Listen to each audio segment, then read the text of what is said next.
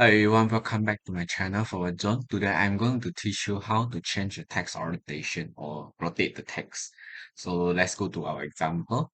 So in this case, if you are going to change the orientation of the text, you can just select text. In this case, I can just select the text in the cells that I want to rotate or change its orientation. So you can go to Home tab and go to Orientation. And from the drop down list, you can choose any type of rotation or orientation you like. For example, you can choose counterclockwise, it will become like this. So if you choose clockwise, you will be rotated to another uh angle. If you choose vertical, it will become totally vertical. Okay, I try to make it smaller for you. Okay, so if you are going for another rotate text up, it will become like this. And rotate text down, it will become like this. So that is all from me. Thank you everyone.